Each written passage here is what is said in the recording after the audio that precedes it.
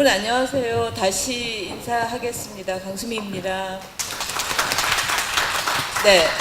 네, 오늘 제가 준비한 강연은 사실 전공자들, 특히 현대미술, 컨템포러리 아트에 대해서 접근하려고 하는, 내지는 좀 더 심층적으로 파악하고자 하는 분들을 위해서 내용을 좀 준비를 했어요. 그런데 마침 아까 프로그램 매니저가 얘기하는 것처럼 오늘 섹션이 예술과 사회라고 하는데 그 주제에 굉장히 일단은 제가 준비한 내용은 부합한다고 생각을 합니다. 사회적인 차원에서 예술에 대해서 생각을 해보는 것, 그게 오늘 제가 여러분하고 얘기하려고 하는 부분인데요. 그래서 여러분들이 어디서 뭘 했던 분들이든 아니면 앞으로 어떤 관심 때문에 여기 앉아 계시든 간에 전반적으로 우리가 오늘 내용을 잘 공유할 수 있지 않을까? 이런 생각이 좀 듭니다. 그러기를 바라고요. 강의 내용부터 일단 상징하는, 압축하는 강의 제목을 조금 설명할게요. 오늘 제가 여러분하고 강의로 공유를 하겠다고 생각했던 주제는요, 일단 까다로운 대상이라는 큰 상징적 제목이 있고요. 부제가 사실 오늘 우리가 다루려고 하는 내용을 많이 압축하고 있는데, 현대미술과 우리를 위한 예술 철학이라고, 여러분을 위해서일 수도 있고 저를 위해서일 수도 있고 아니면 훨씬 더 보편적인 의미에서 우리, 그러니까 공동체일 수도 있고 사회일 수도 있고 국가일 수도 있고 아니면 우리 시대에 같은 동시대를 살아가고 있는 우리 모두일 수도 있을 텐데요. 우리 모두를 위해서 어떤 식으로 예술에 대한 생각을 할까, 아니면 예술이 어떤 생각들을 가지고 지금 진행이 되고 있나에 대해서 오늘 얘기를 해보려고 합니다. 그 중에는 정말 제가 약 한 달도 안 된 전에 유럽의 카셀 또 베니스 비엔날레에서 보고 온 내용들도 포함을 시켰어요.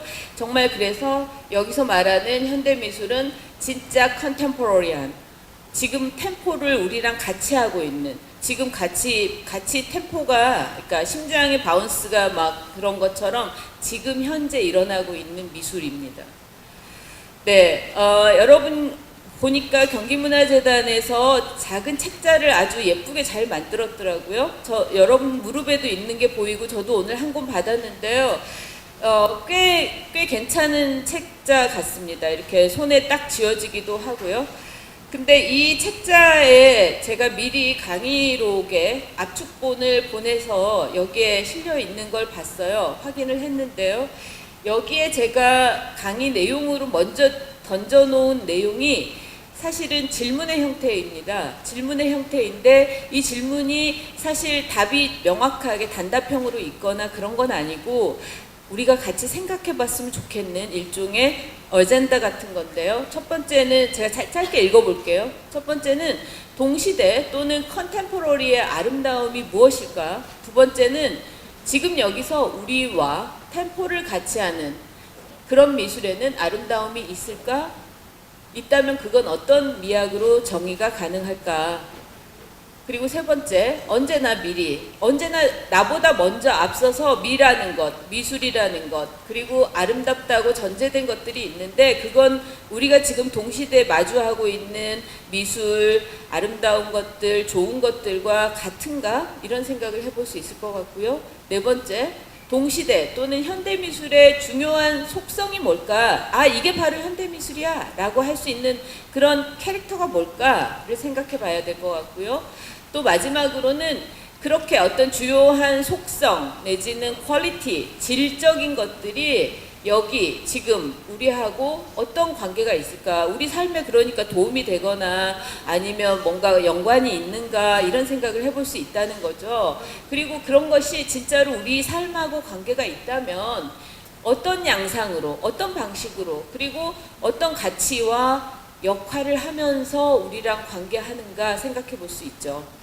아주 거칠게 얘기하면 우리가 미술관에 가서 작품을 보는 것도 작품들 내지는 현대미술과 관계하는 거지만 우리가 보는 현대미술 중에는 내 삶과 아무 관계가 없어 보이는, 심지어는 아무런 관계가 없는 게 아니라 해악을 끼칠 것 같은 현대미술도 우리가 마주하게 되는데 이런 것들에 대해서 생각을 해보자는 겁니다.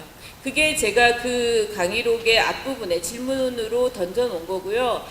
먼저 미리 제가 짧게 답을 하자면 앞에 이런 여러 중요하고 복잡하고 사실 전공자가 아니라면 굳이 일상생활 속에서 떠올릴 것 같지 않은 그런 질문들이 어떻게 우리 삶과 내지는 지금 동시대와 결부되는지에 대해서 미리 제가 답을 드리자면 정답이 아니라 가능한 답, possible answer. 그러니까 정확한 한 가지 답이 아니라 이런 답이 가능하지 않겠는가 하는 답들을 먼저 그 단답형으로 말씀을 드리면 어떤 규정할 수 없는 것들이라는 겁니다. 우리 시대의 속성이 굉장히 복잡하고 다양하고 막 얽히고 설켜서 우리가 이것은 이것이야 라고 말하기 어려운 시대를 살고 있다는 것, 그리고 그건 좀 더 정확하게 얘기하면 불확실성의 시대를 살고 있다는 것. uncertainty라고 하는 것이 불확실성인데요. 그 불확실성의 시대를 살고 있다는 것, 그리고 indeterminance, 이것도 같은 얘기인데 결정이 불가능하다는 겁니다. 이게 옳은지 저게 옳은지, 이게 더 아름다운 건지 이게 추한 건지에 대한 결정을, 디터미네이션이 매우 어려운 시대다, 우리 시대가.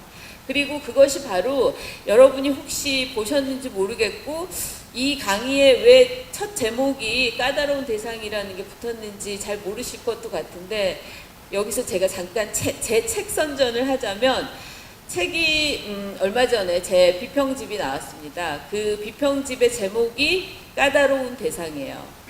이 2000년 이후 한국 현대미술이라는 책인데요. 여기서 까다로운이라는 말이 사실은 제가 여러분에게 오늘 얘기하려고 하는 현대미술의 주요한 속성, 그리고 우리가 미술에 대해서 뿐만 아니라 우리 삶에서 찾아볼 수 있고 매일 마주하게 되는 일종의 어려운 성격들입니다. 네, 이 책이고요. 여러분 책을 많이 봐주시기 바래요. 네, 그리고 제가 이 책이 나오고 그 교보 광화문에서 출판기념 강연회를 했었습니다. 이걸 왜 제가 여러분한테 보여드리냐면, 그때 강연을 할 때 주제로 삼았던 게 동시대의 아름다움, 동시대의 미술이었거든요. 오늘 우리가 얘기하려고 하는 것도 사실은 여기서 크게 다르지 않을 것 같아 보이지만 제가 오늘 준비한 건 훨씬 더 전공에 가까운 부분이고 겹쳐지는 부분은 이겁니다. 아름다움이라는 것. 정말 아름다움이라는 게 18세기 로코코 시대의 아름다움하고 같은 건지, 15세기 르네상스 레오나르도 다빈치를 누구나 다 알지만 그 아름다움과 지금 우리가 미술에서 발견하는 아름다움이 같은지, 이런 걸 생각해 보자는 겁니다. 그때 강연의 풍경이고요. 제가 이 부분을 오늘 많이 얘기하고 싶어서 이 사진도 넣습니다. 말하자면 이 책의 가장 중요한 축 중에 하나가 피직스, 메타피직스인데, 피직스라는 건 말 그대로 물질적 차원을 얘기합니다.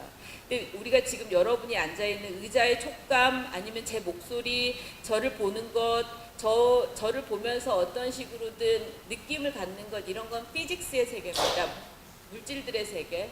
그런데 그 물질들의 세계 너머에 메타의 차원이 있다는 거고, 그 메타의 차원이라는 게 우리가 사고하는 것, 신에 대해서 상상하거나 아니면 철학적인 어떤 사변을 계속 전개시키거나 하는 것들이 피직스 너머에 있는 메타 차원입니다. 그러나 이 용어가 보여주는 것처럼 미리 말하자면 메타피직스, 형이상학은 절대로 피직스가 없으면 불가능한 학문입니다. 그런 의미에서 여러분들이 경험하는 것, 물질적으로 경험하고 물리적으로 경험하고 지각하는 것들이 매우 중요하다는 게 오늘 제가 여러분하고 얘기하고 싶은 주제 중에 하나입니다. 그러니까 항상 우리는 너무 형이상학적인 것들을 고차원적으로 생각한 나머지 오히려 피직스의 차원에 대해서 항상 놓치게 되고 또 그걸 간과하거나 무시하게 되는데, 모든 것들은 특히 현실 사회에서는 피직스의 차원에서 출발한다는 것, 그리고 미술도 마찬가지로 여기 앉아있는 작가들이 있다면 작가들이 진료를 쓰는 것부터가 사실은 피직스의 차원이라는 것. 그러나 예술은, 철학은, 형이상학은 그 피직스의 차원에 그냥 머물러 있지 않기 때문에 철학이고 예술이고 그리고 형이상학인 겁니다. 메타 차원을 꿈꾸게 해주거나 인간이 그쪽으로 가서 사고할 수 있게 해주는 가능성을 열어주는 거예요. 그러니까 밥 먹고 살만하냐라고 한다면 그게 피직스의 차원이라면 우리가 그 너머에 먹고 사는 문제와 결부되지만 그 이상에 대해서, 꿈에 대해서, 미래에 대해서 아니면 내 삶의 다른 가능성에 대해서 생각한다면 그건 피직스 너머의 차원을 생각하는 겁니다. 그게 예술의 기능이라는 게 제가 오늘 얘기하고 싶어하는 부분 중에 하나고요. 네, 네. 제가 그 강의록에도 이런 얘기를 써놨습니다. 방금 얘기한 피직스와 메타피직스의 차원들이 결합돼야지만 예술이고 우리에게 형이상학이, 철학이, 예술 철학이 의미 있다는 얘기인데 이렇게 제가 써놨는데 한번 천천히 읽어볼게요. 삶에서 드러나는 다종다양하고 복잡다기한 현상들이 있습니다. 그런데 그런 현상들로부터 철학적이고 예술적인 의미를 파악하고 해석하는 것, 나아가 우리 스스로 의미를 생산하는 일이 무엇보다 중요하고 가능하다고 저는 생각합니다. 그러니까 우리는 일상생활 속에서 매우 짜증나는 일을 겪을 수도 있고 기쁜 일 그리고 아주 쾌락적인 어떤 경험을 할 수도 있잖아요. 느낌을. 지금 예를 들면 에어컨이 너무 강하게 틀어져서 약간 서늘하다고 느끼는 건 지각의 상태 아닙니까? 그건 삶의 부박한 현상이에요. 근데 그 현상들로부터 우리는 좀 더 철학적이거나 예술적이거나 아니면 좀 더 자기 자신의 삶을 좀 거창하게 얘기하면 구원할 만한 의미를 해석할 수 있고 우리 스스로가 그런 능력을 갖고 있을 뿐만 아니라 예술을 통해서 그거를 극대화할 수도 있다고 말하고 싶습니다. 미술을 내지는 예술을 철학을 공부해야 되는 가장 중요한 뭐라 그러죠? 요즘에 K이득? K이득 맞죠? 엄청난 이득이 거기 있다는 겁니다. 웃자고 한 얘기인데 안 웃으셔서 굉장히 네. 제가 강의 시작부터 너무 이렇게 무겁게 시작을 해가지고 여러분이 무거워지시는 것 같아서 제가 좀 가볍게 해보려고 했더니 안 되네요. 네. 그러면 어떻게 말하자면 아주 구박하고 날것에 하찮은 어떤 이런 일상생활의 현상들로부터 굉장히 긍정적이거나 가치가 있는 의미들을 우리 스스로 해석하고 생산해낼 수 있을까? 그거에 대해서 되게 노골적으로 질문할 수 있지 않겠습니까? 밥 먹고 살기도 힘들어 라든가 내지는 다들 그렇게 살고 있는데 어떻게 거기서 유의미한 의미를 내가 생산할 수 있다는 거예요. 할 수 있잖아요.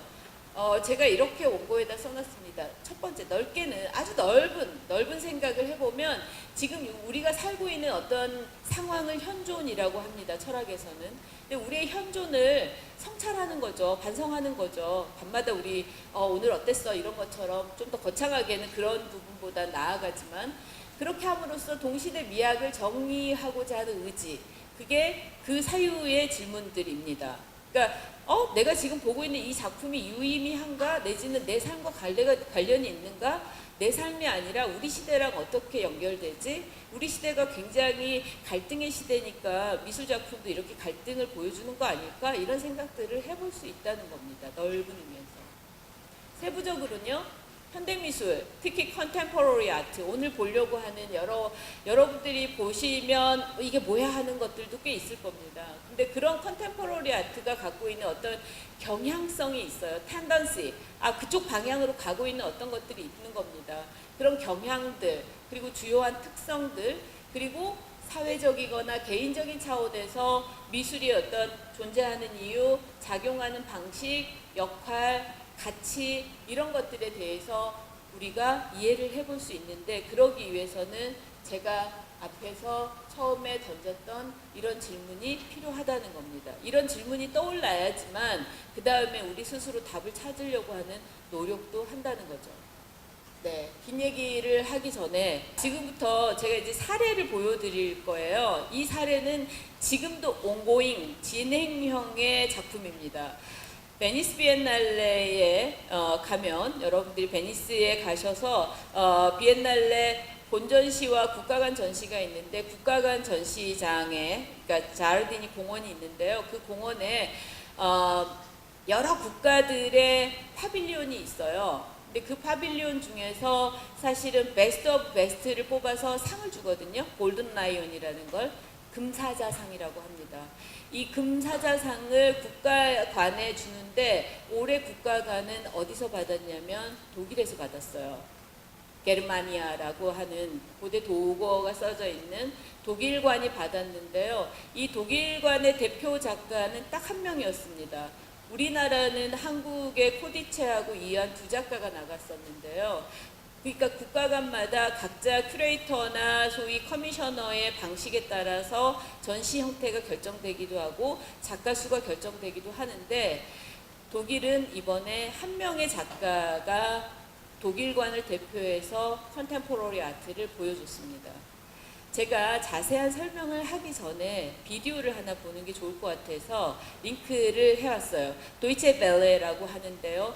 독일의 소리, 뭐 이렇게 얘기할 수 있습니다. 독일 국제 방송입니다.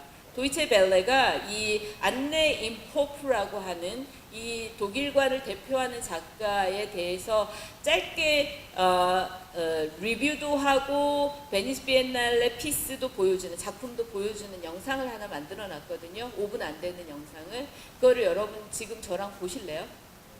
네, 보고 싶으시죠? 네. 베니스까지 못 가니까. 저 영상을 꼭 보는 게 좋습니다. 사실은 도이체 벨레가 제공하는 저 영상이 압축적으로 올해 그 베니스 비엔날레 독일관의 안네 이모프의 파우스트라는 독일어로 파우스트고 영어로는 피스트예요. 그러니까 주먹 내지는 주먹질이라는 제목의 작품인데요. 여러분이 지금부터 이따가 영상을 보시면 알겠지만 그걸 이게 미술이야 라고 할 수도 있고 되게 보수적인 분들은 또 굉장히 현대미술에 노출돼 있는 사람들한테도 이게 굉장히 복합적인 장르이자 아주 막 이렇게 뭔가를 횡단하는 것 같은 장르들을 횡단하거나 막 섞어놓은 것 같거나 이게 뭐야 도대체 패션쇼야? 아니면 무슨 연극이야? 오페라야? 뭐 이런 거를 가늠하기 어려운 굉장히 복합 장르를 보실 수 있는데요. 그걸 영상을 보면 제가 이런 설명을 안 해도 될 정도로 아주 간명하게 영상을 잘 만들어 놨는데 제가 인용한 문구는 바로 그 안네 임호프의 파우스트라는 작품에 대해서 아주 짧게 소위 그 작품의 핵심만 내용만 잡아놓은 부분입니다. 안네 이모프는요 지금 나이가 그렇게 많지 않아요. 40대 초반인데 소위 미술계, 국제미술계에서 라이징 스타입니다. 떠오르는 샛별이고 가장 주목받고 있는 가장 문제적인 아티스트예요. 근데 이 안네 이모프가 라이징 스타라고 하니까 아주 무슨 신의 작가 이런 거 같은데 그렇지 않습니다. 굉장히 헤비급의 그리고 소위 뭐 함부르그 바노프 이런데 소위 메이저 국제 무대 내지는 전시장, 공연장에서 계속해서 문제작을 보여주고 있는 작가예요. 그런데 이 작가의 작품에 베니스 비엔날레 버전도 마찬가지인데 복합 장르가 들어갑니다. 회화가 있고요, 당연히. 프랑크푸르트 슐레, 쿤스트 슐레에서 공부했는데 회화를 전공했어요. 회화도 있고 사운드도 있고 퍼포먼스도 있고 또 연극도 있고 그다음에 조각도 있고 건축, 설치 이런 것들이 다 복합되어 있는 소위 종합예술이 바로 지금 안네 이모프가 시도하고 있고 계속해서 성공하고 있는 작품이에요. 근데 여러분한테 안네 이모프를 보여드리는 가장 1차적이고 단순한 이유는 방금 얘기한 것처럼 현대미술, 컨템포러리 아트가 더 이상 회화나 조각이라는 말 그대로 19, 20세기 조형 예술이 아니라는 겁니다. 그러니까 계속 미술 그러면 그림 그리신다고요? 라든가 미술을 했는데요. 그랬더니 조각한다고요? 이런 식으로 소위 사고하는 걸로는 더 이상 이 컨템포러리 아트를 여러분이 접근하기가 어려워요. 말 그대로 복합적이고 다원적인 게 컨템포러리 아트라는 것. 그리고 그런 컨템포러리 아트가 그러면 작가가 그냥 정말 에너지를 낭비하느라고 그런 걸 하는 건지 아니면 정말 우리 시대에 그런 미술이라는 이름 속에서 그런 다원 예술이 필요한지에 대해서 생각을 해볼 필요가 있고 안네 이모프의 작업은 바로 그런 점에서 뿐만 아니라 우리 시대, 소위 디지털 커머디티라고 합니다. 디지털 상품 사회의 개인들, 특히 젊은 세대들의 문제들을 아주 날카롭게 건드리고 있어요. 그래서 그런 부분들에 대해서 여러분들에게 오늘 우리가 다루려고 하는 그 예술과 사회라는 맥락 속에서 컨템포러리 아트, 그리고 이런 예술이 우리한테 어떤 역할을 하거나 가치가 있거나 내지는 어느 위치에서 나하고 관계하는지에 대해서 얘기하려고 합니다. 이렇게 긴 설명을 하고 있는데 안네 이모프의 그 작업에 대해서, 그러니까 파우스트라는 주먹 내지는 주먹질이라고 제목을 쓸 수 있는 이 작품에 대해서 굉장히 많은 매체들이 극찬을 할 뿐만 아니라 아직 본격적인 제 생각에는 미학적 분석은 들어가지 않았어요. 그런데 여기서 잠깐 여러분에게 안내를 하자면 여기 담당자가 있는 것 같긴 한데요. 경기문화재단이 웹진을 운영해요. 웹 매거진이요. 거기에 제가 지난달부터 글을 쓰고 있거든요. 강승미의 강의 노트라는 현대미술에 대해서 첫 번째, 두 번째까지 썼는데 두 번째 제가 이 안내 이모프의 작업에 대해서 좀 자세히 써놨어요. 들어가서 읽어보시기 바랍니다. 자세한 내용들에 대해서 물론 우리 수업에서도 오늘 얘기를 하겠지만 저는 안내 이모프의 작업이 여러분들에게 건드리는 어떤 부분들, 특히 여기 젊은 사람들이 좀 많이 있는데 그 우리가 겪고 있는 소위 디지털 사회, SNS 사회, 미디어 사회, 미디어로 포화되어 있고 심지어 미디어로 자기를 계속 노출하는 이 시대에 나 내지는 나와 타인과의 관계 같은 것들에 대해서 어쩜 이렇게 세련되고 어쩜 이렇게 그럼에도 불구하고 냉혹하게 냉철하게 작품을 잘했을까 싶었던 게 저는 베니스 비엔날레 안네 이모프의 독일관 작품이었습니다. They control the crowds. 보세요, 여러분. Art enthusiasts 긴 거 must queue 아니니까요. for at least 1 hour to get in. Everyone's eager to see Imhof's work, especially now that she's won the Golden Lion Award. Inside the pavilion, the atmosphere is calm and serious. Casually clad performers, discreetly directed by Imhof, take over the pavilion and retreat to platforms. Simultaneously, other performers crawl underneath the thick glass floor. They're visible, but inaccessible.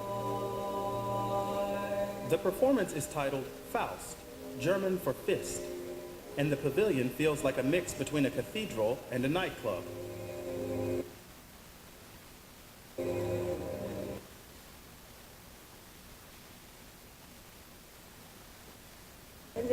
If you think of the title Faust, you realize that you can only form a fist with 독일관 all 안내 5 이모프 fingers. 단독 전시를 만든 큐레이터 수잔네 페퍼입니다. But fists also have 이따가 political 제가 이 사람이 symbolism, of 말하는 course. 내용도 인용했으니까 또 politische 소개해드릴게요. Strömung. Imhof believes in the power of collective action. She gradually developed the piece together with the performers involved. At the pavilion, she silently directs them via text messages. Today, she's too busy to talk to Arts 21 about the performance. Luckily, we interviewed her 2 years ago. Die Kraft der Kunst liegt darin. Art derives its power from ideas and the freedom of thought. That plays an important role in my work. Wenn's wichtig ist. Imhof studied at Frankfurt's Städelschule Art School. Her talent was apparent early on. Ich denke, das sind vornehmlich Bilder, die I primarily produce images to which the aspect of temporality is added. dazugegeben haben. That means my work is finite. Natürlich gebe ich damit eine Endlichkeit vor. I think performances have a different temporality to paintings or sculptures in this sense. Eine andere Endlichkeit ist als von einem Gemälde oder einer Skulptur. Beide haben eine. In another performance titled Deal, Imhof transformed buttermilk into a currency to be passed on. 2 years ago, she was nominated for Germany's renowned National Gallery Award for Young Artists, alongside 4 other artists. Imhof won. Her mysteriously expressive art was a hit.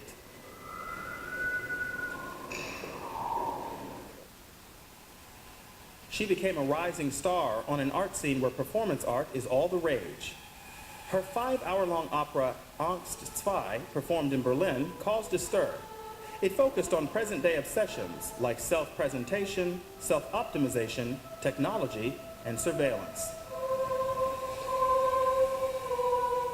in dem Moment, wo der Betrachter und der Akteur When the audience and the performer are in the same room, but the performance has no set PPT script. 보여주셔도 돼요, 이제. 중요한 얘기는 다 나왔고요. 여러분들이 그 지금 짧게 영상을 보시면서 대략 안내 이모프의 방법론이라든가 이 사람이 미술로 하고 있는 것들이 무엇인지에 대해서 뭐 아주 잘 이해할 수는 없지만 대략은 감은 오셨을 것 같아요.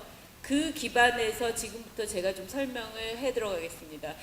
지금 인용한 이 문구는 주리드, 그러니까 57회 베니스 비엔날레 국가 간의 독일에다가 금사자상을 준 심사위원들이 안내 이모프의 작업에 대해서 소위 크리틱을 한 겁니다. 어떤 식으로 이 작품이 의미 있는지에 대해서 이렇게 얘기했습니다. 파우스트는 굉장히 파워풀하고, 그러니까 힘있고, 그렇지만 디스터빙하는, 뭔가 이렇게 그 혼란스러운 그런 어떤 설치 작품인데, 거기서 중요한 건 뭐냐면 굉장히 긴급한 질문을 하고 있다는 겁니다.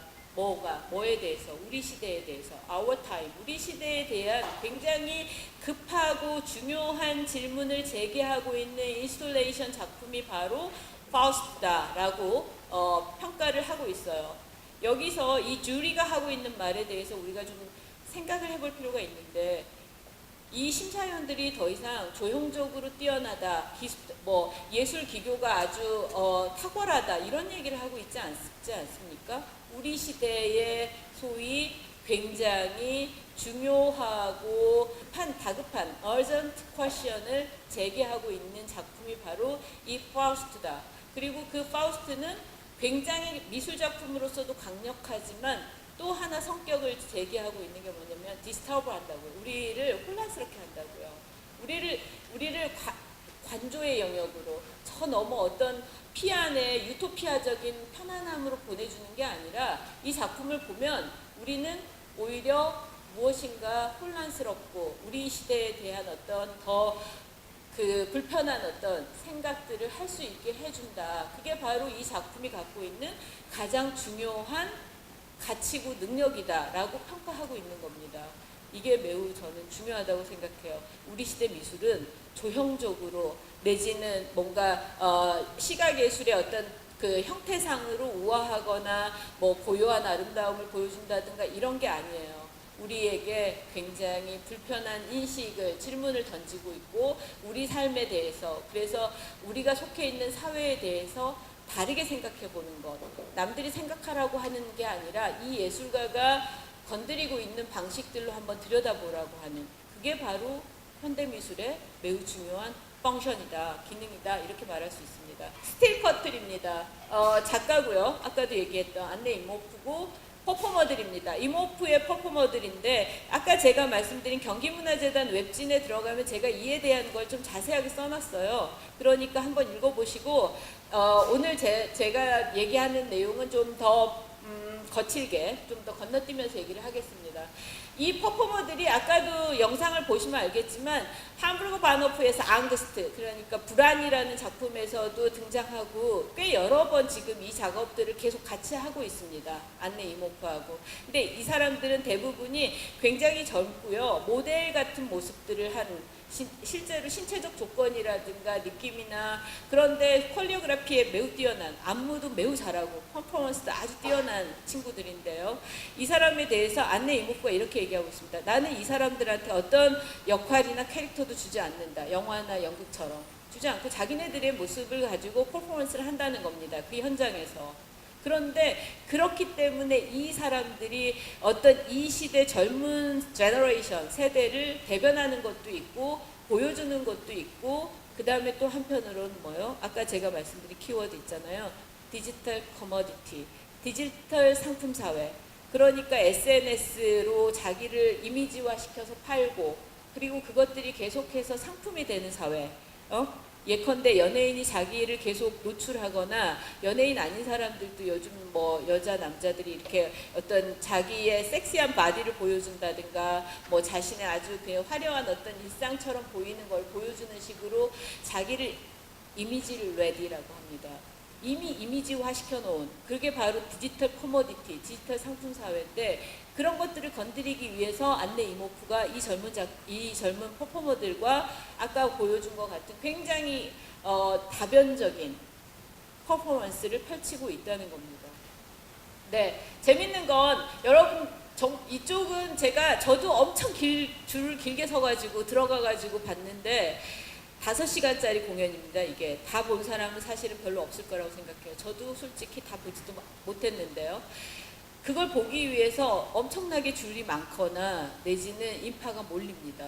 들어가면 아까 영상에 보신 것처럼 사람이 섞여요.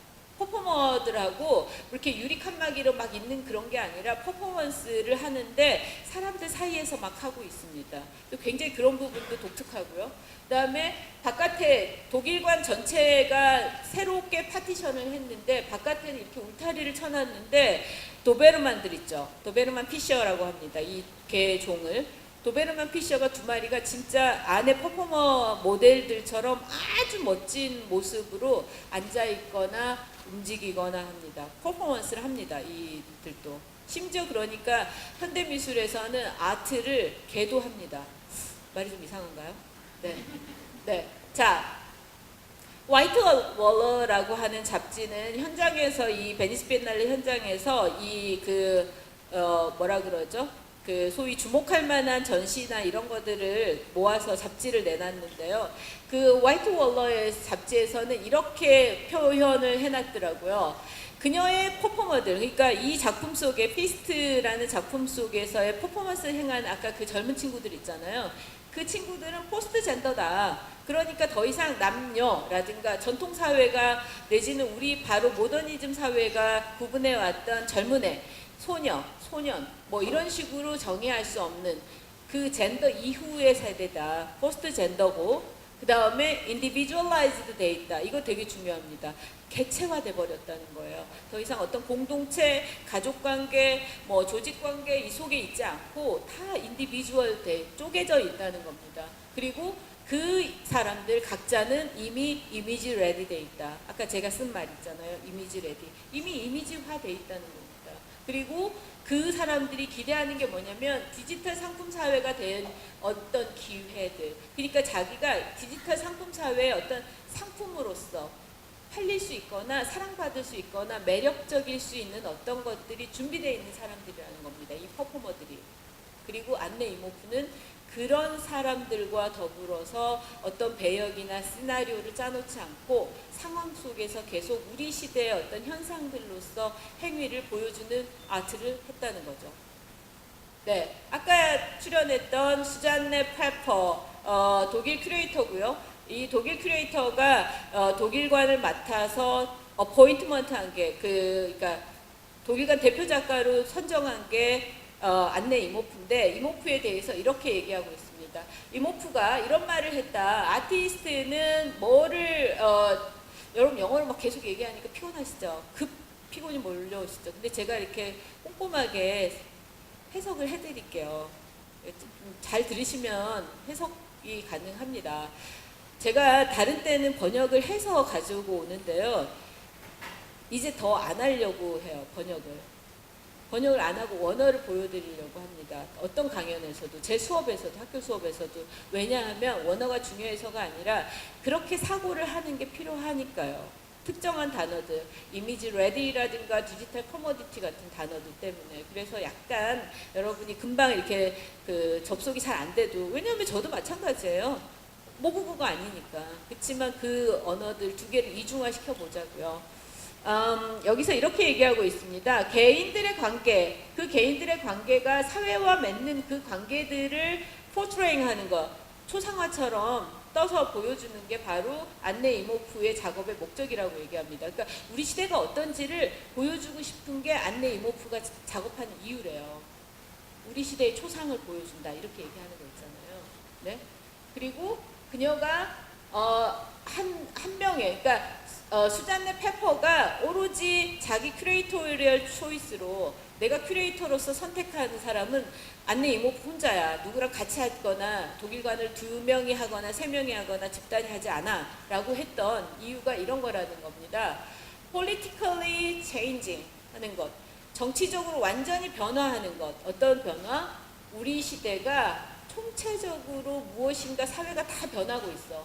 그렇기 때문에 그 총체적으로 변화하는 사회 속에서 우리의 삶, 우리의 사회와의 관계, 개인들, 젊은이들에 대해서 보여주는 작업을 나는 안내 이모프가 충분히 보여줄 수 있기 때문에 이모프 혼자를 선택해서 독일관 대표 작가로 했어 라고 얘기하고 있는 겁니다.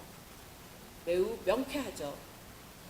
여러분 여기서 중요한 건 토탈 트랜스포메이션이에요. 총체적 변화에 있다고요.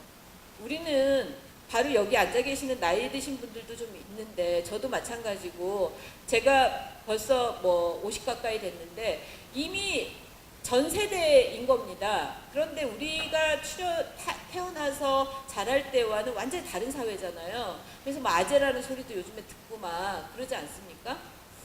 왜 이렇게 안 웃으시죠?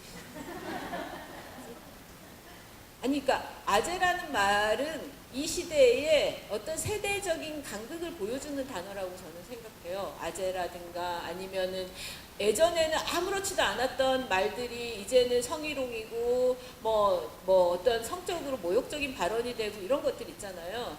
저는 그걸 변화하겠다는 게 아니라 사회가 그렇게 totally 트랜스포테이션 하고 있는 겁니다. 변화하고 있는 거예요. 그리고 그런 인식들이 있지 않으면 우리 사회에서 계속 무엇인가가 문제가 갈등이 해결되지 않을 거예요.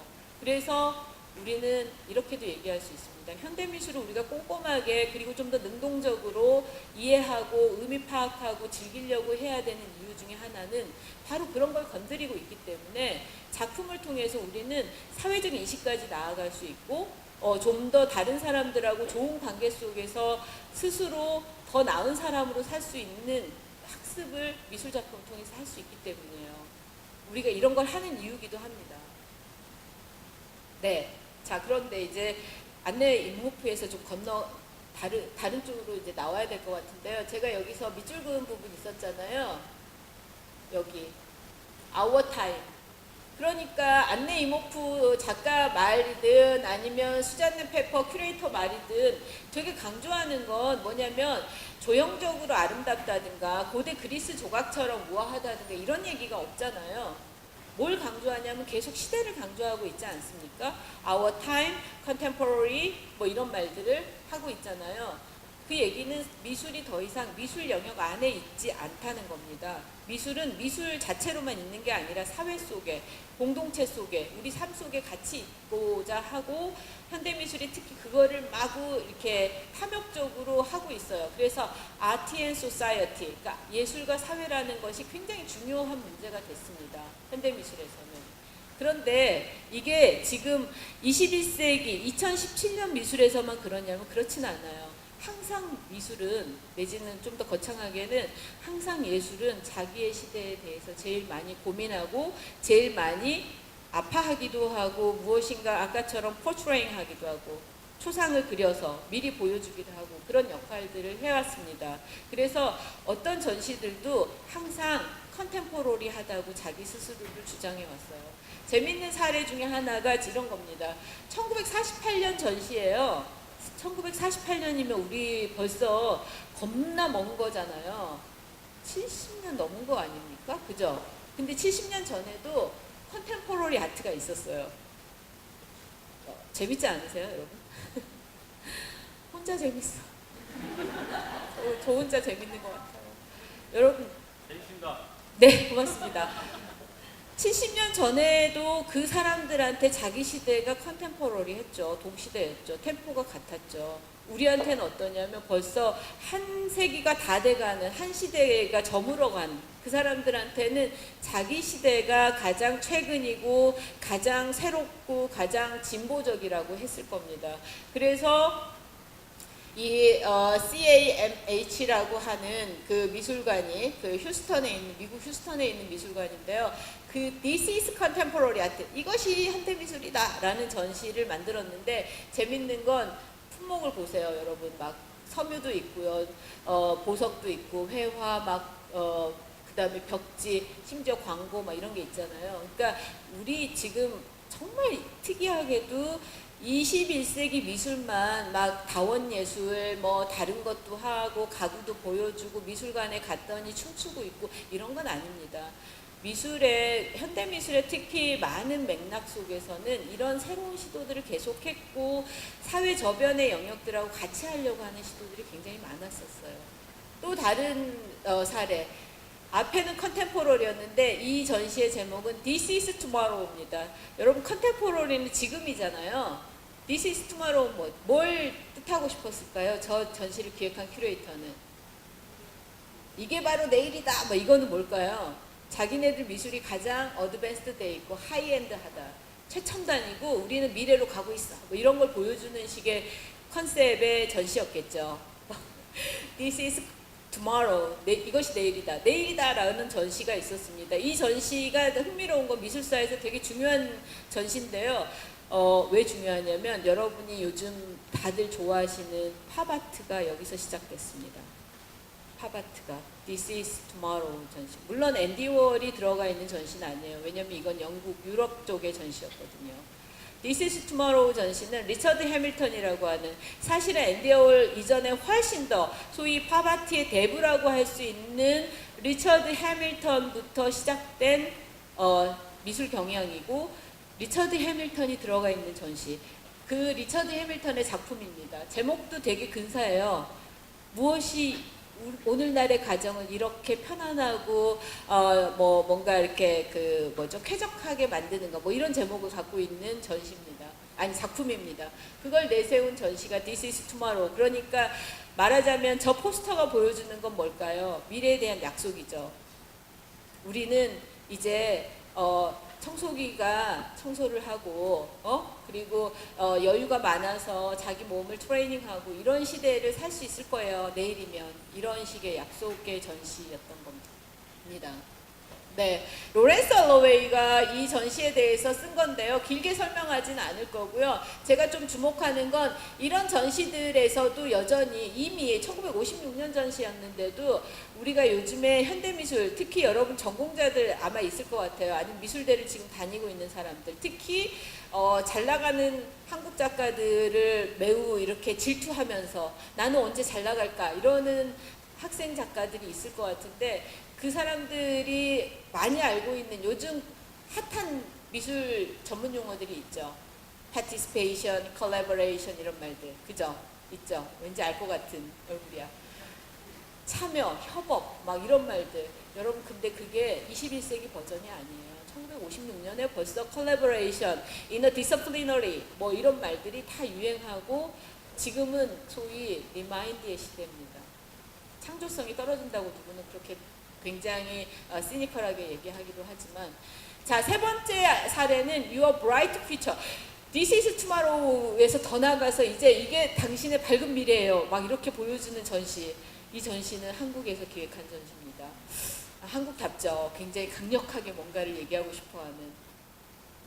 국립현대미술관이 한국 작가들, 특히 한국 현대미술가들을 중심으로 이게 바로 우리의 빛나는 미래입니다 라고 만든 전시가 바로 Your Bright Future라는 전시고 바탕에 깔려있는 작품은 그 유명한 서도호의 작품입니다.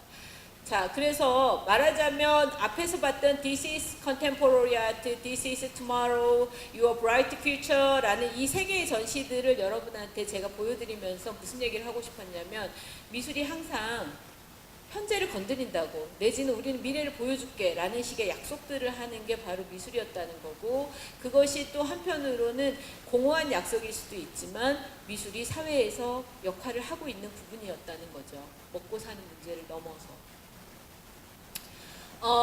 앞에 얘기 제 책에 이제 잠깐 인용을 제가 해놨는데요. 첫 번째 얘기로 돌아가서 그러면 동시대 미술, 컨템포러리 아트의 중요한 속성, 그러니까 앞에 맨날 1948년에도 1956년에도 뭐 미래의 작품이라는 등 이게 현재라는 등 하는 전시들이 있었는데 그럼 지금 컨템포러리 아트의 주요한 속성은 뭐냐 이렇게 정의를 알고 싶으실 수 있죠.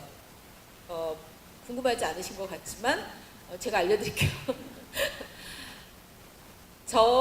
제가 미학자로서 정의 내릴 수 있는 컨템포러리 아트의 가장 중요한 속성은 진짜 까다로움입니다. 내지는 여기 말한 것처럼 규정하기에 어렵다, unidentified 돼 있다. 규정할 수가 없다는 거예요. 그러니까 앞에 봤던 안내 이모프의 작품도 이게 그림이야? 이게 뭐 퍼포먼스야?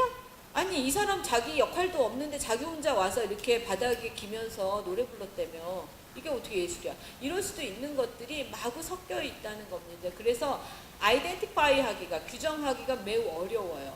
그래서 사실은 규정의 영역 바깥으로 계속 빠져나가는 게 현대미술이다. 이렇게 정의할 수 있다는 거. 그러니까 규정을 못한다는 게 소위 규정할 수 있는 정의다. 이런 약간 모순 화법이지만 그렇게 얘기할 수 있습니다. 이건 좀 넘어갈게요. 복잡한 얘기인데, 근데 어서티티 간단하게 얘기하면 이런 겁니다. 우리가 불확실성이라는 얘기를 해도 불확실성도 굉장히 여러 가지로 나눌 수 있다는 거예요. 특히 철학에서는 인식론적으로 불확실성이 있을 수 있고 존재론적으로 불확실성이 있을 수 있다고 얘기합니다. 그러니까 인식론적으로는 이런 거죠. 여러분, 무엇인가 개념적으로 규정하기 매우 어려운 것들 있잖아요. 그런 게 바로 인식론적인 불확실성입니다.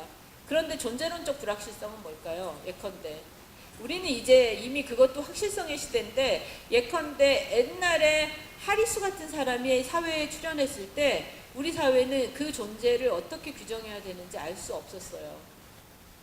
그리고 나중에 한참 사회에 어떤 경론이 있다가 트랜스젠더라든가 이런 말들이 나오지 않았습니까? 그게 바로 존재론적인 불확실성 같은 겁니다.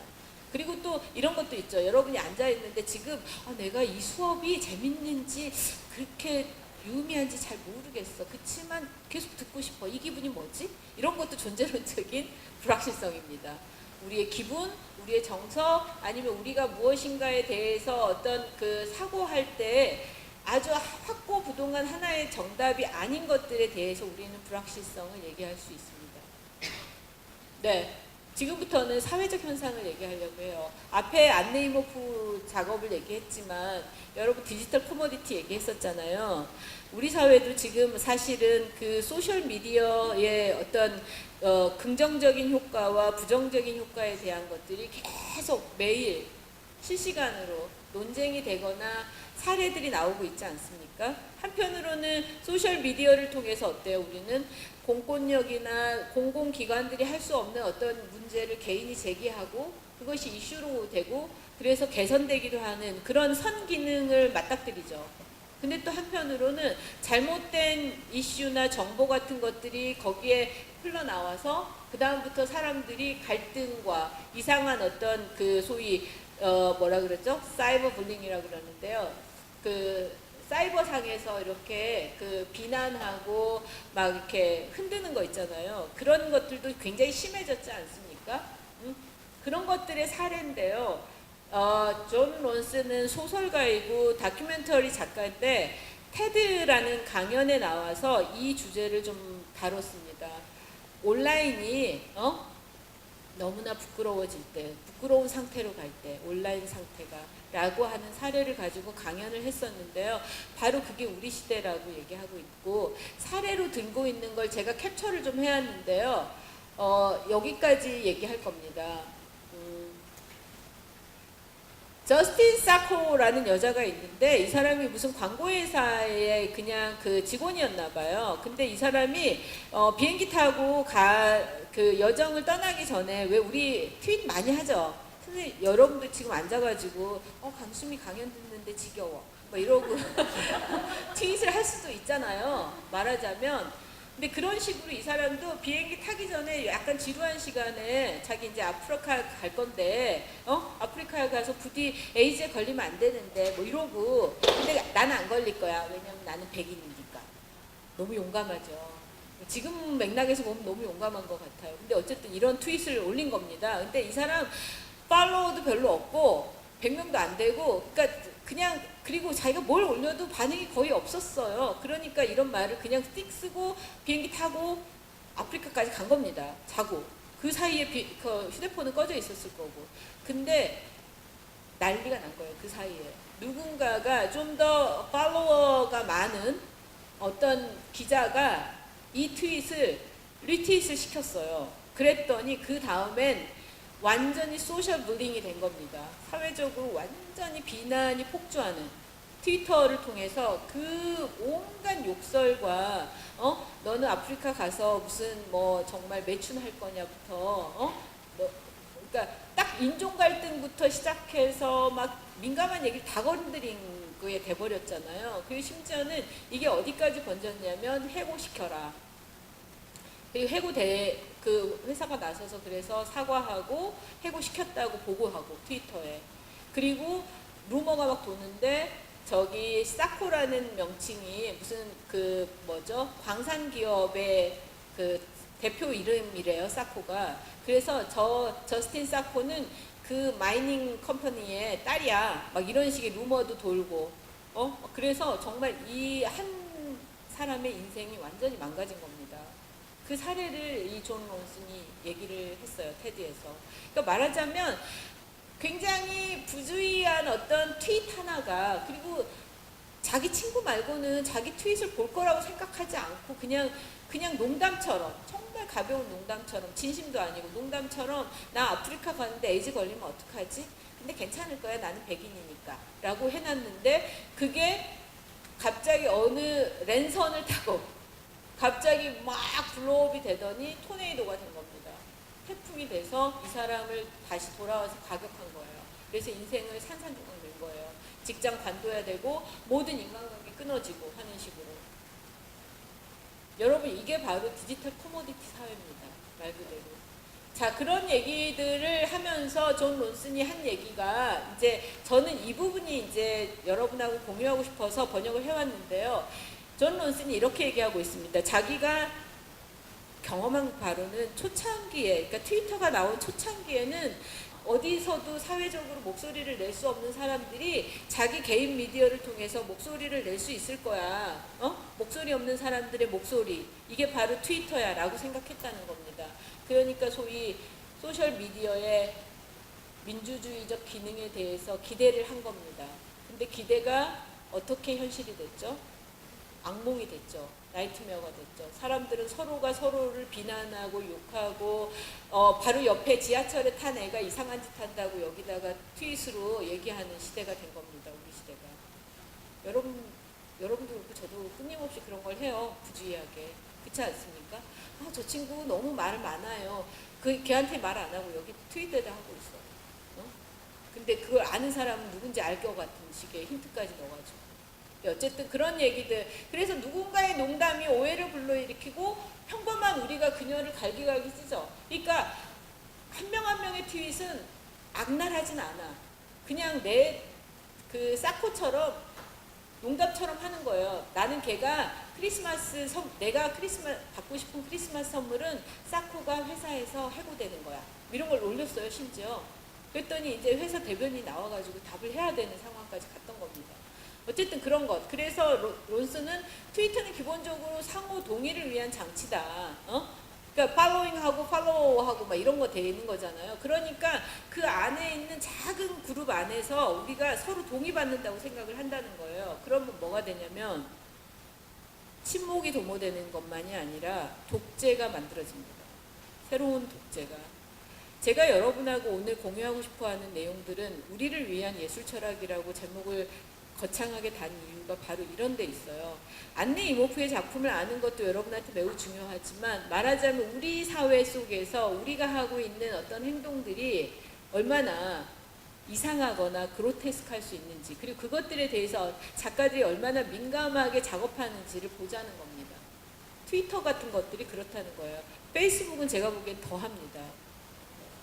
어쨌든 자, 존 론슨의 이런 얘기도 했어요. 이데올로기 있잖아요. 한 사회의 이데올로기. 우리 시대의 이데올로기는 어떤 이데올로기 같으세요, 여러분? 제4차 산업혁명, 융합, 그리고 오픈마인드 해라, 아재 같은 사람 되지 마라, 꼰대 되지 마라, 뭐 이런 것들 다 이데올로기입니다, 여러분. 근데 그런 이데올로기들을 인간보다 우위에 두는 순간 어떻게 되죠? 지금 한국 사회에 일어나는 일들이 일어납니다. 사이버 불링이 일어나는 거예요. 지하철 타면 아줌마들 이래. 막 이런 식의 것들을 막 젊은 세대가 해. 그러면 그 젊은 세대들은 또 그 기성세대가 또 비난해. 그런 식의 갈등들, 세대 갈등, 막 이런 식으로 격화가 되는 건데, 말하자면 이념을 위에 두는 것들이 너무 강해지고 있어요. 한국 사회에서도.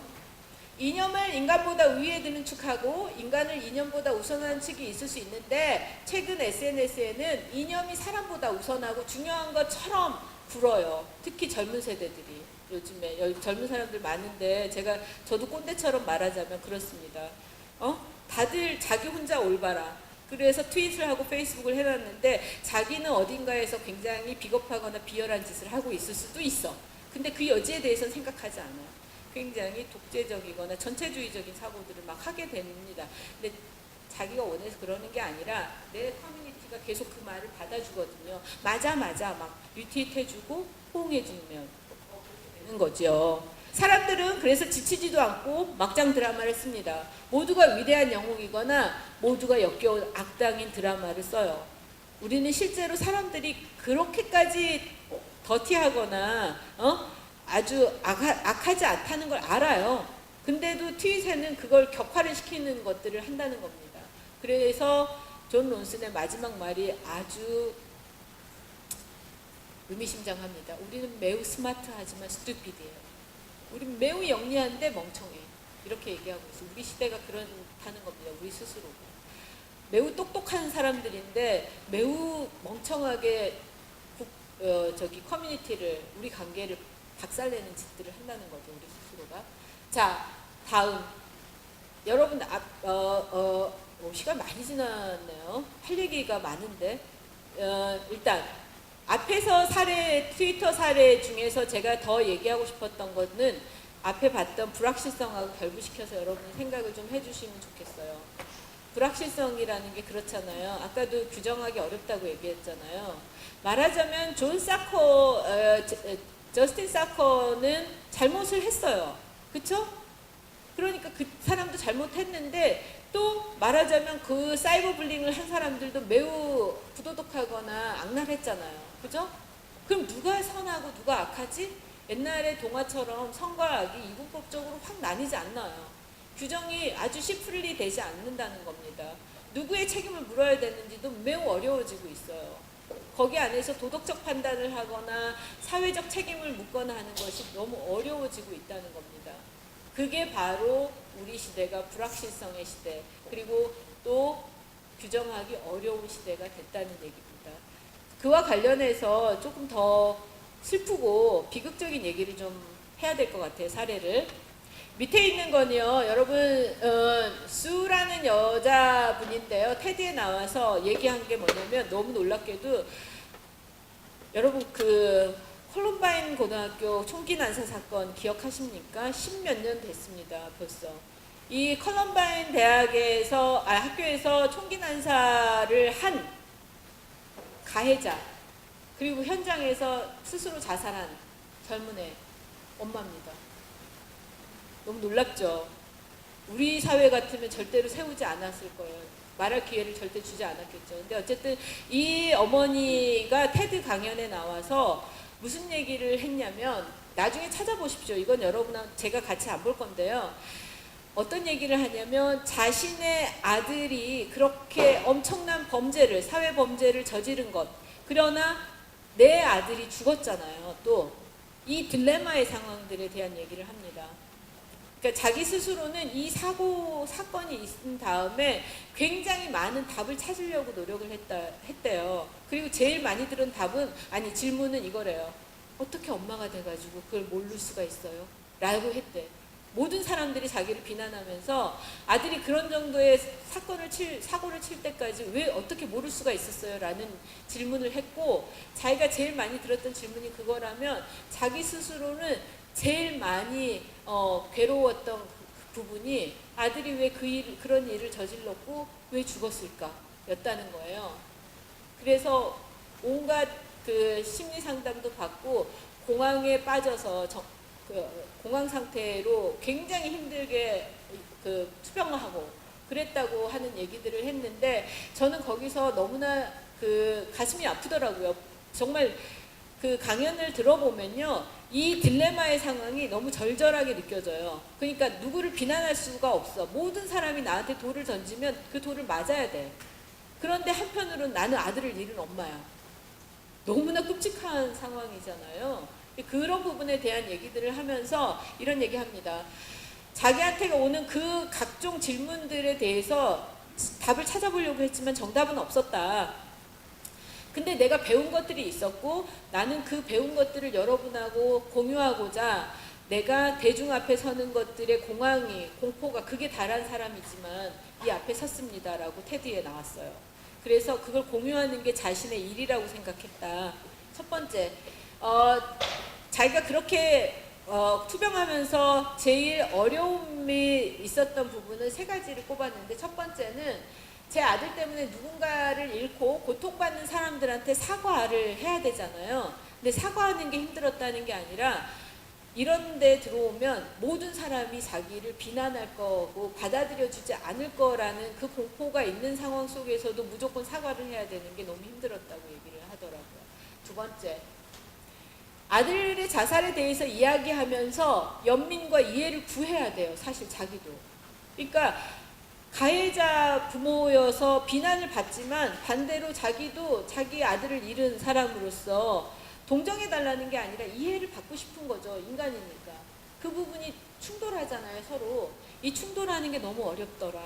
세 번째, 스스로를 죽이기 위해서 남을 죽이는 정신의 문제를 이해할 수가 없었대요.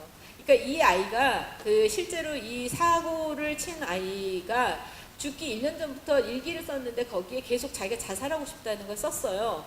근데 엄마가 보고하는 바에 따르면 자살자들, 한 해 자살자들의 7% 정도가 자기가 죽기 위해서 남을 죽인답니다.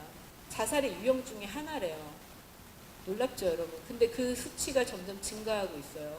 여러분, 그게 사회적인 갈등의 텐션이 높아지기 때문에 그렇습니다. 한국 사회도 지금 그러잖아요. 그런 게 계속 사고가 터지잖아요, 지금. 그냥 내가 죽고 싶은데 혼자 어디가 죽는 게 말이 이상하죠.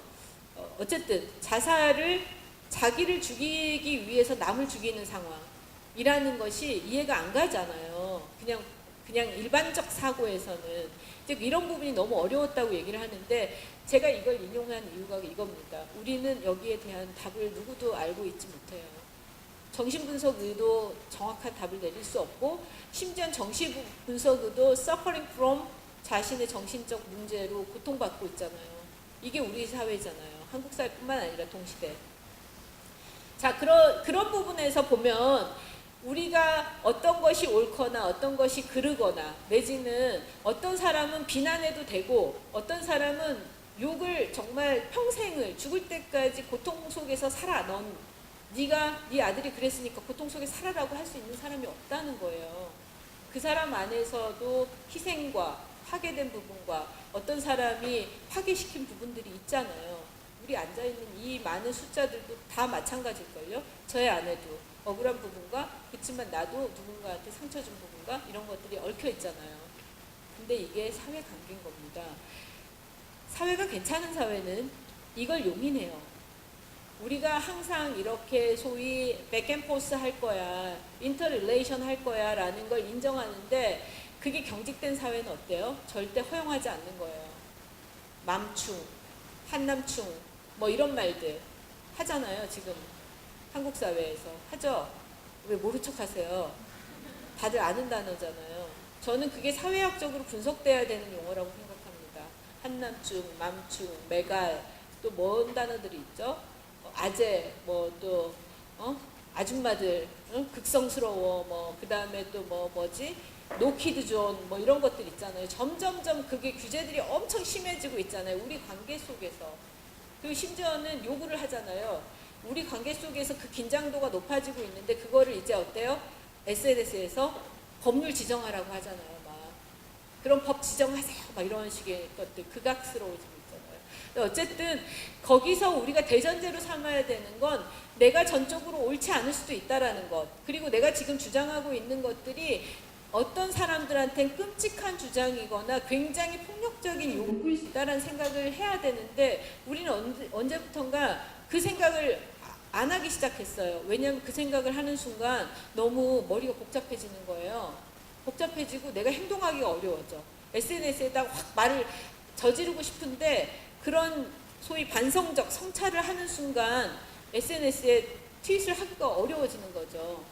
연민의 정, 소시오포스페스가 아닌 한 타인들과의 어떤 자리 바꿈, 위치 바꿈 같은 거를 하는 순간 어때요? 우리는 누군가 쉽게 저징하지 못하는데 그러고 싶으니까 어떻게 돼요? 사고를 딱 닫아요.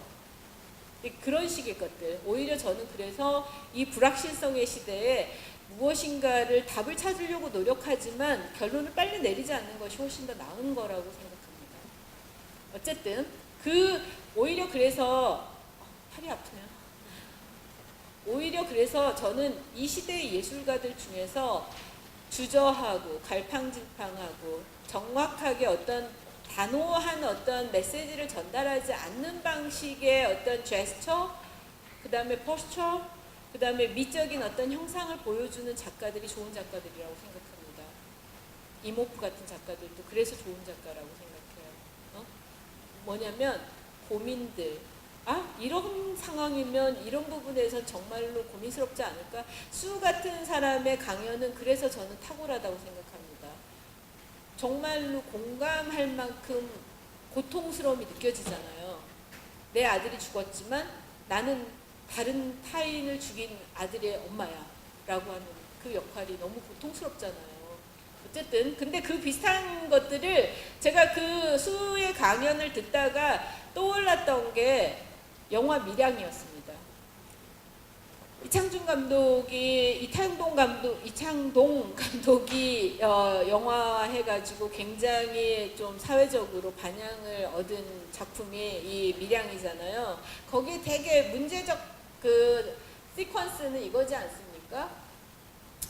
이 엄마가 자기 아들을 죽인 살인범이 그 억류되어 있는 교도소를 가고 그 사이 동안 엄청난 고민과 번뇌와 막 저주와 심지어 막 그 정말 죽이겠다는 복수와 이런 걸 견디고 교회에 기여해서 비로소 이제 자기가 용서를 하겠다는 그 용서의 마음은 발현된 게 아니라 뭐죠? 자기 스스로를 억누른 식의 용서의 학습을 한 거잖아요.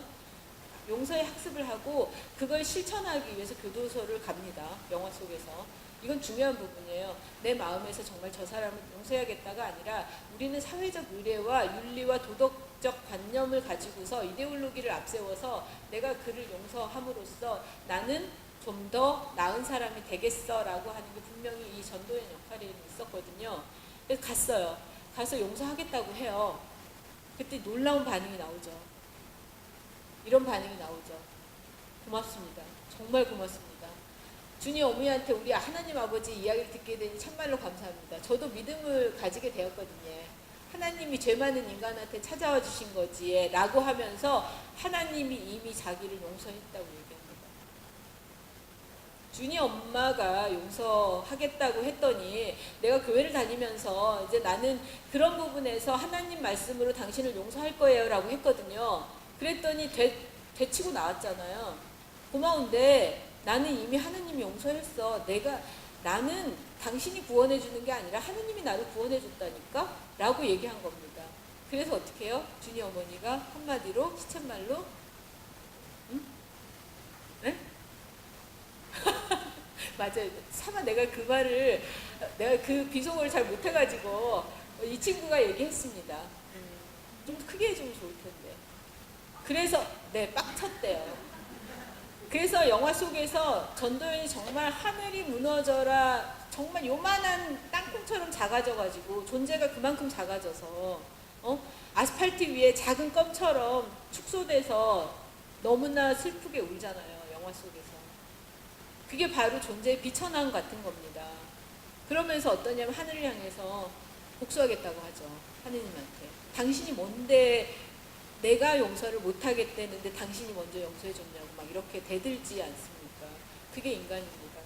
제가 이걸 왜 얘기하냐면 수의 경우처럼 말하자면 우리는 도덕적이고 윤리적인 차원에서 분명히 문제가 있는 것들을 알지만 그것이 어느 누구의 편을 들어주거나 단죄를 하고 뒤끝이 없이 딱 돌아설 수 있는 어떤 일상적 현실도 별로 없다는 얘기를 하고 싶은 거예요. 그것들은 굉장히 복합적이고 다원적이고 막 뒤섞여 있고 우리의 판단을 중지시키는 놀라운 공포스러운 현상들이라는 거예요. 철학에서 말하는 식으로 얘기하면. 거기에 대해서 우리는 어느 때부턴가 갑자기 너무 용감해진 나머지 계속 자기가 판관이 되고 법관이 되고 심지어는 도덕적 윤리적으로 단죄할 수 있는 권리를 가진 사람처럼 굴어요. 미디어를 통해서, SNS를 통해서. 이제 그런 부분들에 대한 거를 오히려 현대미술에서는 결정 불가능성으로 내지는 불확실성으로 다루고 있는 겁니다. 그게 정말로 그렇게 단죄를 하면 끝나는 일인지, 비난하면 되는 얘기인지에 대해서 생각해 보자고. 네, 이제 뭐 끝내자는 얘기 같죠? 그죠? 근데 저는 할 얘기가 굉장히 많은데, 어쨌든 다른 얘기로 가면 이런 겁니다. 여러분, 앞에서 제가 사례로 든, 수의 문제든 수 어머니의 문제든 아니면 밀양의 그 장면이든 아니면 저스틴 사코의 문제든들이 갖고 있는 구체적 속성은 뭐냐면 피직스예요. 현실 사회 속에서 물리적으로 일어나는 일들이에요. 그게 온라인에서 벌어져도 그쵸? 응? 그게 피직스의 차원에 있습니다. 근데 그 피직스에서 우리가 아까 제가 비유처럼 얘기했지만 전도연이 너무 절망한 나머지 진짜 아스팔트에 이창동 감독이 저는 영화 미학을 그렇게 구사했다고 생각해요. 그 시퀀스는요 정말 이렇게 뷰잉해가지고 이 전도연 역할의 그 여성을 비추는데 위에서 이렇게 찍어 누르듯이 찍어요. 그래서 정말 아스팔트 교도소 앞에 검은 아스팔트 바닥에 인간이 자기 존재를 이렇게 개방하고 있는 게 아니라 껌처럼 축소된 식으로 가장 비천하고 가장 버림받은 것 같은 존재 상태로 내버려진 것을 보여줍니다. 말하자면 우리가 어떤 부분에 대해서 그 상태 그대로 머무르면, 그러니까 피직스 차원에서 그냥 끝나버리면, 물질적 차원에서 끝나면 우리는 그런 비천하고 비속하고 구원받지 못하는, 저 종교를 믿어서 구원을 얘기하는 게 아니에요. 일상 현실 속에서의 우리 스스로의 구원을 얘기하자는 거죠. 어떻게 좀 더 나아질 건가, 좀 더 멋있는 사람이 될 건가, 더 나은 판단을 하거나 더 나은 예술을 할 건가도 사실은 구원의 문제이지 않겠습니까? 이제 그런 차원에서 피직스에서 피직스로 끝나는 순간 우리는 굉장히 동물적인 상태인 거예요. 칼부림이 있고 누군가를 비난하고 먹고 살고 하는 걸로 끝나. 그러면 피직스의 차원인 겁니다. 그냥. 그런데 말하자면 거기서 메타로 갈 필요가 있다는 거죠. 메타로 가기 때문에 우리는 그걸 고민하는 영화를 찍는 거고요. 이창동은 그걸 주제화한 수 같은 사람들은 자신의 가장 고통스러운 기억을 반추하면서 대중 앞에 공포증을 갖고 있으면서도 자신의 고민을 공유하고 같이 그 부분을 성찰해보자고 강연을 하고, 안네 이모프 같은 사람들은 훨씬 더 심볼라이즈, 상징화시키긴 했지만 말 그대로 그런 어떤 현실 사회, 특히 젊은이들의 감수성과 어떤 이미지화되는, 실체가 아니라 이미지화되는 작품, 이런 것들을 가지고 종합예술을 보여주는 식의 작업들을 했다는 거죠. 이건 좀 넘어가고요. 이거는 이제 제가 앞서 그 책 쓴 거에 관련한 건데, 책을 어떻게 구상했는지에 대한 얘기이긴 하지만 이게 보여주는 건 제 사고의 어지러움일 수도 있지만 또 한편으로는 작가들의 작업들을 가지고 어떻게 동시대를 건드릴 건가, 2000년대 이후 한국 사회를 어떻게 보여줄 것인가, 그리고 피직스의 차원에서 어떻게 메타의 차원으로 갈 것인가에 대한 고민들이 작가의 작품론, 32작품론을 가지고 어떻게 구성할까요? 고민이기도 했기 때문에 이런 게 있었습니다. 그걸 보여드리고 싶었고요.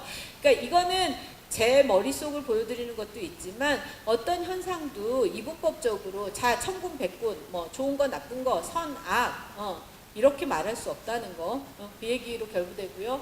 자, 이 책의 뒷부분이 이렇게 2부가 피시스 메타 혹은 메타피시스라는, 오늘 제가 얘기했던 부분 있잖아요. 물질계와 물질계 너머의 형이상학계라고 얘기하는, 안 찍어도 돼요. 책을 사면 볼 수 있어요. 농담이에요. 네, 그리고 이거는 제가 책의 마지막 부분인데 요 도판을 보여드리고 싶어요. 여러분, 이 그림은 되게 멋지지 않습니까? 제가 굉장히 좋아하는 사파가인데요. 동시대 아니고요. 19세기 프랑스의 사파가이고 정신병으로 죽었습니다. 비극적 삶을 살았는데 제가 사실은 미학 전공자로서 미학자로서 전공은 발터 베냐민 미학을 전공했거든요. 근데 이 발터 베냐민이라는 사람이 되게 문제적이고 베냐민 강연도 제가 많이 하니까 무료 강연 많이 하니까 언젠가 들어오세요. 아니면 유튜브에 같은 데 보시고요. 저는 절대 제 강연을 들으라는 게 아니라 베냐민은 공부할 만한 철학자이고 미학자입니다. 근데 베냐민이 가장 19세기의 그 피직스의 세계를 잘 보여주는 예술가로 꼽았던 사람 중에 한 명이 대단히 무슨 뭐 뒤샹이라든가 피카소가 아니고요. 그랑빌이라는 이 사파가였습니다. 당시에 정말 알려지지도 않았고 정신병으로 죽었다니까요. 빈곤과 정신병으로. 근데 어쨌든 이 그랑빌이 사파가로서 일러스트레이터로서 굉장히 문제적인 그림들을 많이 그렸는데 여러분 제가 이거 힌트 드릴게요. 구글에서 그랑빌 영문으로 그랑빌을 치세요. 그랜드빌 거대한 마을 그럼 잊어버리지 않으시겠죠. 그랑빌이라는 걸 치고 PDF 같은 걸 찾아보면 그랑빌의 이 사파집을 다 PDF로 해놓은 파일이 있어요. 책 안 사도 돼요. 근데 그림들이 너무나 판타스틱합니다. 말 그대로. 정말 사고를 막 불러일으켜요. 너무 멋져요. 그 중에 한 사파를 제가 보여드리는 건데요. 세계의 지글러라고 하는 뭐냐면 이렇게 공놀이 하는 사람들을 지글러라고 하잖아요. 근데 행성에서 거대한 거인이 지구부터 태양계 행성들을 공놀이 하듯이 귤 돌리듯이 하고 있는 겁니다. 저 그림이 보여주는 바가 뭘까요, 여러분? 우리는 지구에 붙박힌 존재이죠. 그죠? 지구 바깥으로 못 나가잖아요. 지구 바깥은커녕 경기도 안산을 못 나가서 대부도를 못 벗어나기도 하고 심지어는 심리적으로는 어때요? 아까 얘기한 것처럼 껌딱지처럼 아스팔트에 눌러붙어서 모욕당하기도 하는 게 우리 아닙니까? 그쵸? 극한 상황에서는 그렇잖아요. 껌딱지처럼 내가 아무 잘못이 없지만 사회에서 그렇게 모욕당하고 비참한 상황에 처하기도 하잖아요. 누구나 그럴 수 있어요, 여러분. 저 사람은 교수니까, 저 사람은 뭐 똑똑하니까. 아닙니다. 모든 사회에서 어떤 존재도 그 사회가 갖고 있는 압력 때문에 비천해질 수도 있고 더 고귀해질 수도 있는 거예요. 근데 제가 이 그림을 보여드리는 이유는 그 공동체가, 그 집단이 기껏해야지 알고 있는 영역이 아스팔트 정도야. 그러면 계속 그 사회는 그렇게 수준이 낮은 사회가 되는 겁니다. 그런데 예를 들면 그 사회가 계속 유토피아를 꿈꿔요. 심지어는 우주가 자기네들 생각과 활동의 무대예요. 그러면 정말로 비저너리해지는 거죠. 메타피직스가 되는 거죠. 지금 젊은 세대들이 가성비 얘기하고 자기가 먹고 사는 문제로도 허덕거리잖아요. 그러니까 어때요? 꿈은 고사하고 정말로 다음 해 뭘 해야 될지도 모르는 사회가 됐잖아요. 한국 사회가. 물론 기성세대의 책임입니다. 저 같은 사람의 책임도 있다고 생각해요. 그런데 말하자면 그 젊은 세대가 아무리 자기가 물려받은 세계가, 월드가 그런 식으로 가성비를 따져야 되고 알바와 시급 얼마에 허덕거려야 된다 하더라도 자기 꿈을, 자기의 사회관계를, 자신과 자신의 친구들의 어떤 인식 수준을 거기에 붙잡으면 안 돼요. 저는 안 된다고 얘기하고 싶어요. 그게 우리를 위한 예술 철학으로 제가 하고 싶은 얘기입니다. 그럼에도 불구하고라는 게 있어야 되는 거죠. 내가 처한 현실이 나의 피직스의 차원은 지금 껌딱지처럼 붙어있는 이 상황이라 하더라도 어때야 된다고요? 좀 더 나은 사회, 좀 더 괜찮은 세계, 그리고 유토피아적이거나 코스믹한 사회를 구상해야 돼요. 그게 메타피직스 형이상학의 과제고 컨템포러리 아트의 과제라는 겁니다.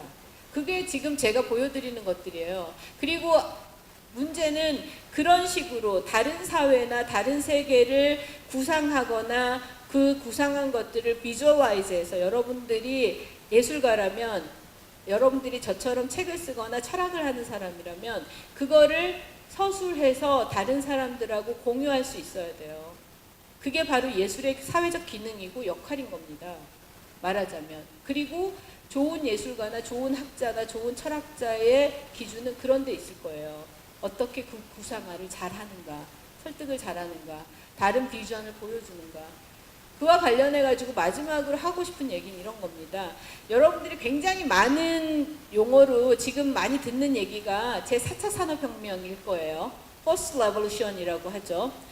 굉장히 스트레스풀한 단어기도 해요. 누군가들한테는. 그죠? 이렇게 억압적이에요. 막 4차 산업혁명 얘기를 계속 하는데 실체도 모르겠지만 뭐 직업은 없어진대. 뭐 또 근데 또 한편으로는 뭐 예술가들이 더 잘할 거야. 창조자, 창작자, 메이커 뭐 이러면서. 그러나 그런 부분에서도 우리가 계속 생각해야 되는 건 이런 거라는 거죠. 왜 인간이 테크놀로지를 개발해 왔지? 인 거죠. 그건 인간을 위해서이기도 하지만 테크놀로지를 통해서 우리가 지금 처해 있는 이 부박하고 비천한 아까 제가 밀양을 예를 들었던 것처럼 아니면 안네 이모프의 그런 독일관 작품에서 말하자면 굉장히 이미지 레디된, 이미지화된 이 디지털 상품 사회 이런 사회 속에서 말하자면 테크놀로지가 무엇이어야 하는지에 대해서 생각해 볼 필요가 있는 겁니다. 그게 4차 산업혁명에서도 굉장히 중요한 문제가 되는 거예요. 왜 테크놀로지를 개발하나? 아니면 왜 테크놀로지를 통해서 우리가 계속해서 어떤 개선을 하려고 하지? 그건 한편으로는 인간이 이롭기 위해서이기도 하지만 테크놀로지의 궁극적 목적을 인간이 잘 실현시켜줘야 되기도 하기 때문이에요. 테크놀로지의 철학적 용어인데요. 텔로스라는 말이 있어요. 텔로스.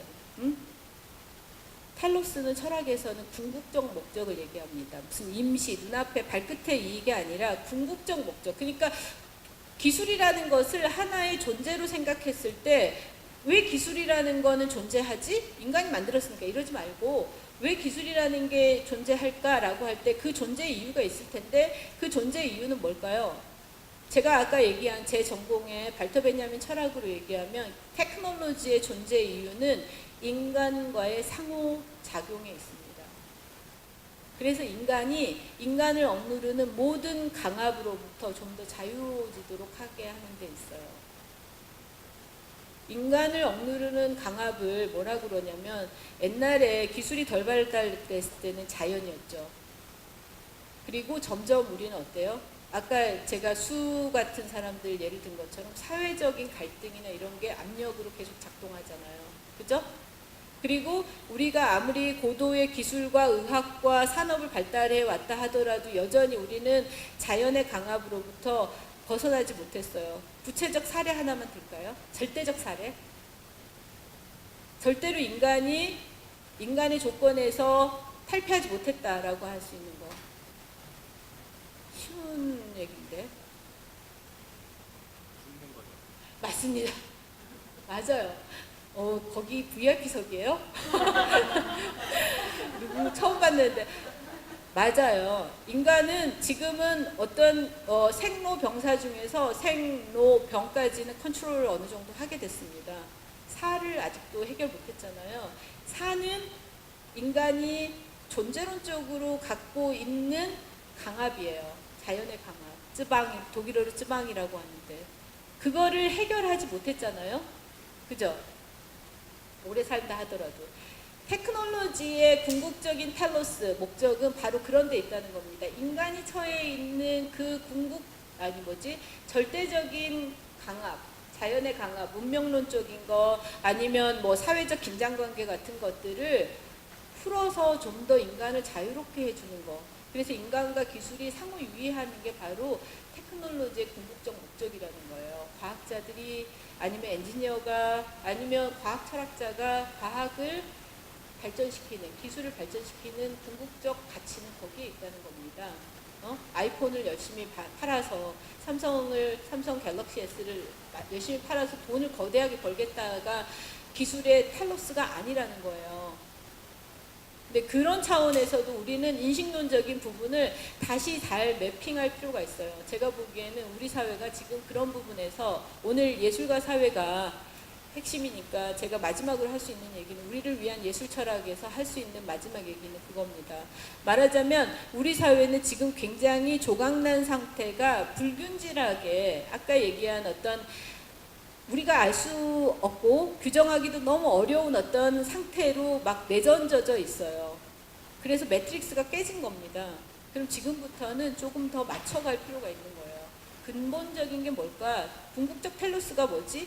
내가 돈을 벌어야 되는 궁극적 목적은 뭐야? 내가 학문을 하는 궁극적인 가치는 뭐지? 내 존재 이유는 뭐지? 같은 걸 생각해 볼 필요가 있다는 겁니다. 그 위에서 우리는 너무 많이 일상을 쫓기기 시작했어요. 돈을 더 벌어야 된다고, 먹고 살아야 된다고, 아니면 더 명성을 얻으라고 막 이런 식으로. 그러면서 어때요?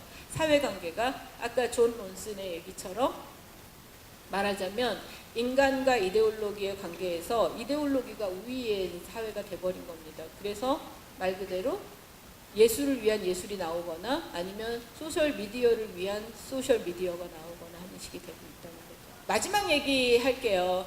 제가 오늘 첫 번째 사례로 현대미술 컨템포러리 아트의 사례로 들었던 건 올해 베니스 비엔날레 독일관의 안네 이모프의 파우스트였잖아요. 주먹질이라는 제목의 작업이었잖아요. 마지막 작품은 같은 베니스에서 지금 같은 시기에 열리고 있는 전시인데요. 베니스 비엔날레 출품작은 아니고요. 베니스 비엔날레가 열리고 있는 그 인근에 다른 지역에 그 거대한 미술관 두 개가 있어요. 응? 그 여러분 가방 중에 뭐 있을까? 루이비통 막 이런 거 있죠. 패션 브랜드를 여러 개 갖고 있는 그 겁나 부자인 할아버지가 있거든요. 피노 회장이라고 불리는 그 사람이 운영하는 미술관 내지는 갤러리가 있어요. 응? 들어보셨나요? 팔라조 그라시라고 하는 데랑 푼타 델라 도가나라고 하는 두 군데 공간이 있어요. 베니스에는 굉장히 거대한 전시 공간인데 거기서 그 유명한 그리고 한때 국제 미술계에서 앙팡 테리블 문제아라고 불렸던 데이미안 허스트가 10년 만에 신작전을 하고 있거든요. 자, 그런데 데이미안 허스트의 전시 장면입니다. 지금 이거는 어마무시하죠. 거대하죠. 팔라조 글라시가 3층 정도 건물인데 거기를 관통하는 거대한 브론즈 조각이 있고요. 그 다음에 여기 오른쪽은 푼타델라 도가나 전시장입니다.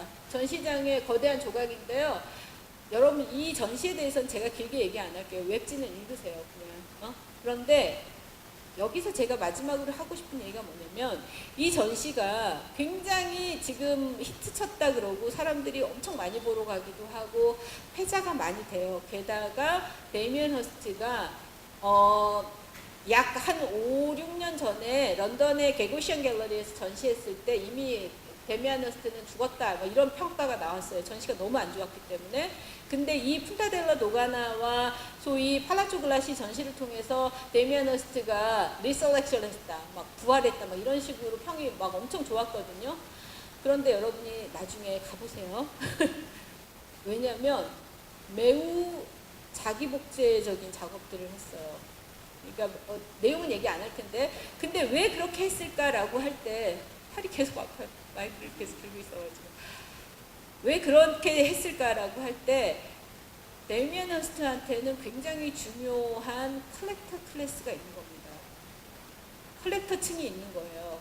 그 컬렉터들을 위해서 전시작이 있고 그 전시작에 3개의 에디션이 있어야 되는 거예요. 그리고 그것들이 모두 전시됐어요. 그러니 감상자 그냥 저같이 살 마음도 없고 살 돈도 없는 감상자, 그러나 아주 그 비판적 사고를 하고 있는 감상자는 너무 지루한 거죠. 말하자면 뻔한 얘기를 하는 것 같고. 그래서 근데 어쨌든 통신에 따르면 아트뉴스가 보고하기를 뉴스로 다뤘는데 너무 영문의 압박이 있나요, 여러분? 짧게 제가 얘기할게요.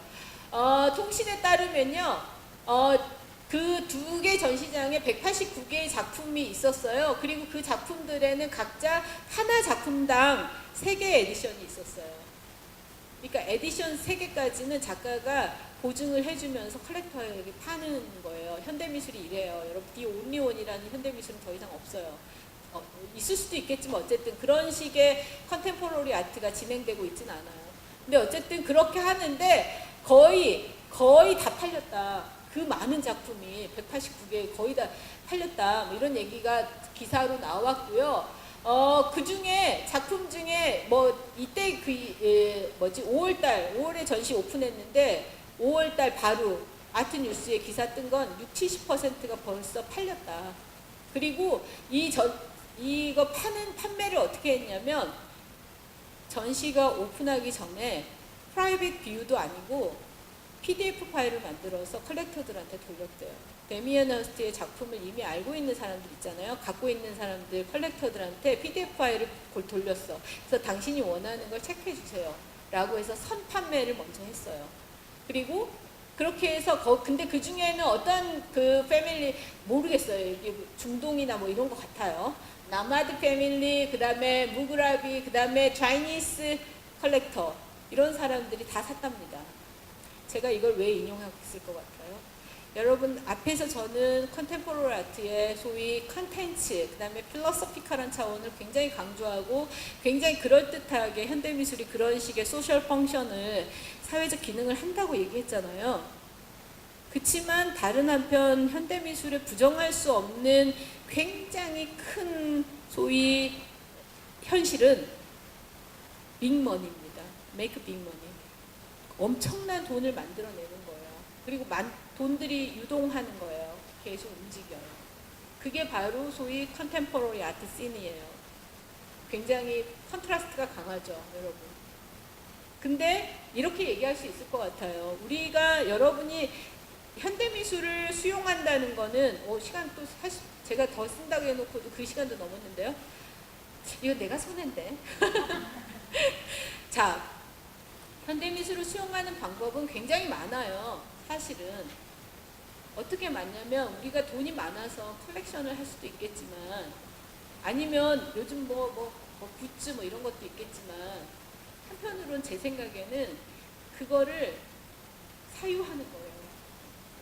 그러니까 개인적으로 소유한다 말고 사유, 생각을 하는 거예요. 그 작품에 대해서 자기 삶을 성찰할 수도 있고 사회를 성찰할 수도 있고 타인을 들여다보려고 할 수도 있고 우리 시대를 보려고 할 수도 있고 나아가서는 어때요? 미래에 대해서 our bright future에 대해서 생각할 수도 있고 이게 현실이구나, 이게 내일이구나. 여러분 오늘 강의 같이 하셨던 분들은 제가 방금 한 얘기가 뭔지 아시죠? 1948년 This is Contemporary Art, 그 다음 1956년 This is Tomorrow, 그 다음에 Your Bright Future 같은 전시명에다가 지금 제가 결부시켜서 얘기했잖아요. 그런 식으로 말하자면 저도 미천 안 들이고 계속 이런 식으로 스스로 공부하면서 현대미술을 수용하는 거예요. 그리고 럭키하게도 강연도 하고 학교에서 가르치기도 하고요. 여러분들이 그럴 수 있으면 좋겠어요. 그리고 여기 이거 되게 의미심장한 말인데 이거는 그래도 제가 번역을 하고 싶어가지고 번역을 해온 말인데요. 이거 아닌데? 아니에요. 여러분 이 얘기는 안 해도 될 것 같고요.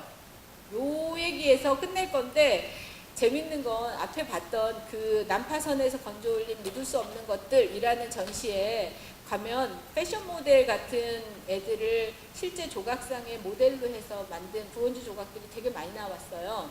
근데 그 중에 자기가 모델을 섰던 남자애가 있대요. 근데 그 친구가 이 아트뉴스에 인터뷰를 해놨더라고요. 근데 뭐라 그랬냐면 나는 이 모델을 했었는데 데미안이 너 베니스 와본 적 있어? 그래서 없다 그랬더니 그럼 이번에 한번 와봐. 그러고 초대를 해줬대요. 모델을 섰으니까.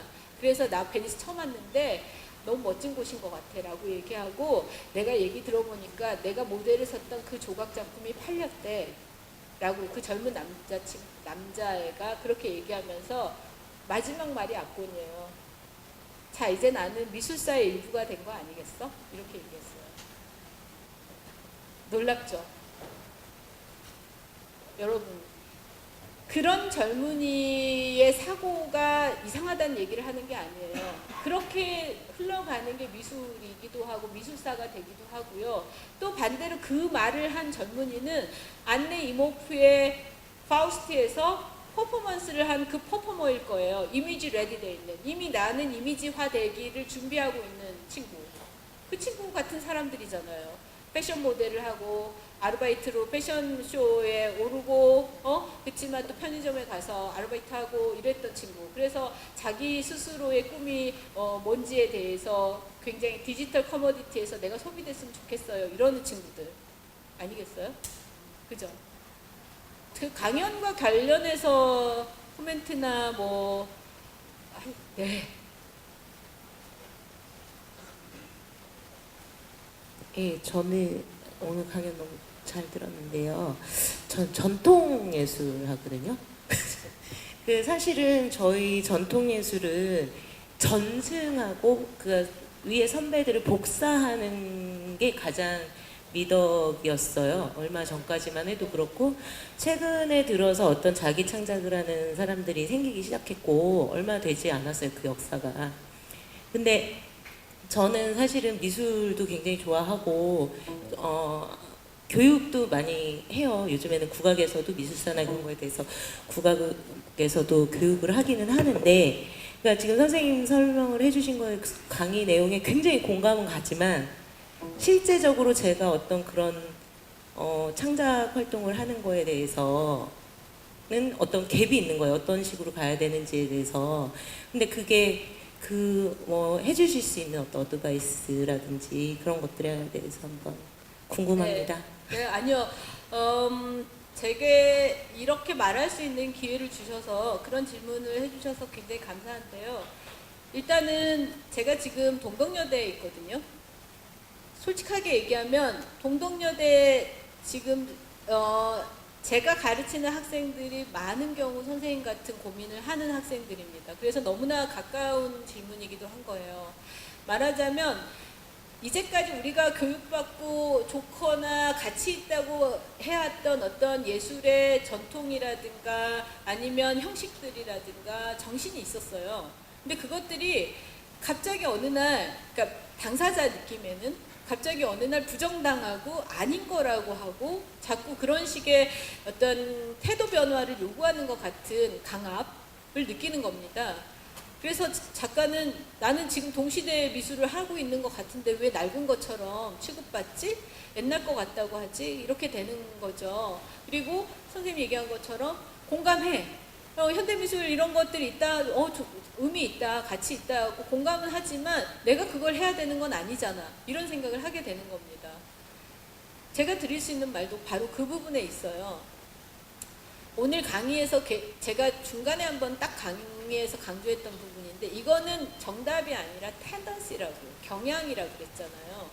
그러니까 우리가 여러분한테 느껴질 그런 프레스가, 그러니까 일종의 그 압력이 분명히 있겠지만 그것들이 옳고 정확히 그거 하나밖에 없기 때문에 나한테 압력이 오는 거야 라고 느끼지 않을 필요가 있습니다. 말이 좀 이상한가요? 네. 방법적으로 얘기를 하면 이렇게 얘기할 수 있을 것 같아요. 제가 이제 제 학생들한테도 하는 얘기인데 저는 실기과의 이론 교수로 있어가지고 그 실기하는 학생들의 고민을 너무나 잘 알고 있는데 저는 이렇게 얘기합니다.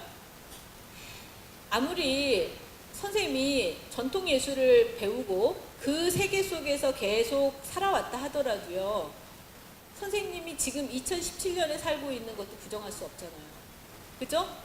일상생활 속에서 맞닥뜨리는 현상이라든가 커뮤니케이션하는 주 내용들은 다 뭐죠? 그 전통예술 속에 있는 것보다 훨씬 더 많은 비중은 현실이잖아요. 그죠? 그럼 이 현실을 한번 이제 들여다봤으면 좋겠어요. 무슨 얘기냐면 자신이 속해 있고 자신이 익숙하게 학습해오고 또 관성적으로 해왔던 예술의 세계를 부정하라는 게 아니라 그 세계가 일부라고 하는 거를 인정할 필요가 있어요. 거기서부터 시작할 필요가 있어요.